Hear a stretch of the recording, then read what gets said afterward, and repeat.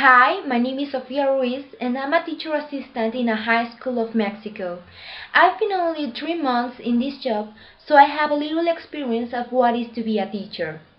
However, unfortunately, this course has given me some questions to seriously think about our role as teachers, and I also have taken notes of the suggestions and tips to be an effective teacher. How can we best improve our skills?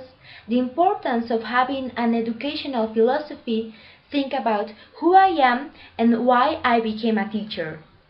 Reflecting on the above, now it's time to answer how may I contribute to my own professional development and that of my colleagues. First of all, I realized that I was lacking of educational methods and techniques, so I started to look for online courses such as this.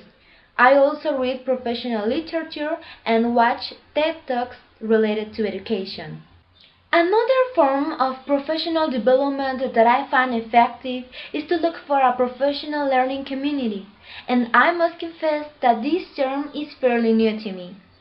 I think that the discussion forums in this course could work as PLCs because they are great places to learn and share experiences.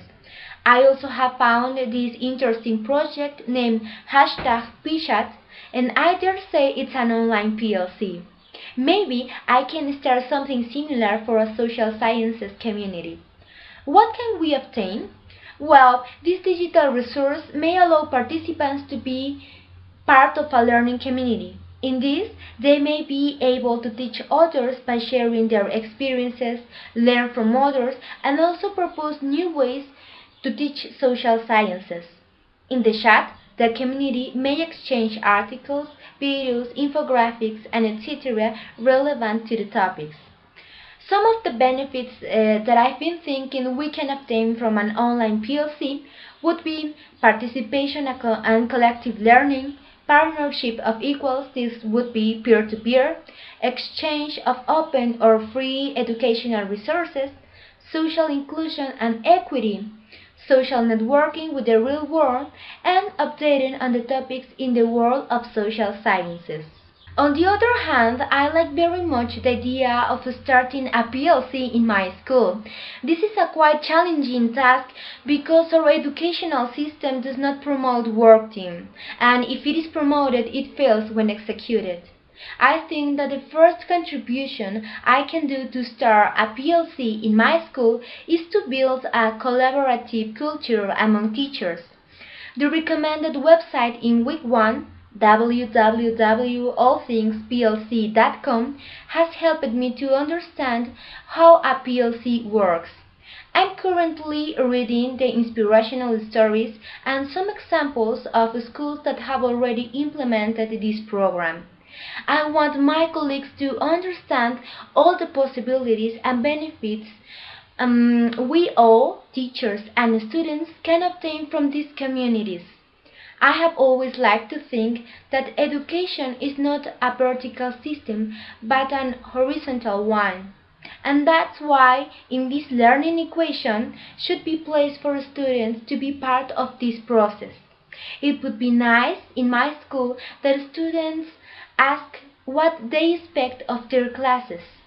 Professor Dennis Francis cited something very powerful. If students don't learn the way we teach them, let's teach them the way they learn. Listening to my students would contribute my own professional development and theirs. This last statement is related to question 2 for the peer assessment. Consider the influences on me and particularly the people who may have played a part in my decision to consider being a teacher. What I admire the most of my favorite teachers is the fact that they always had time to listen and care about the person within us.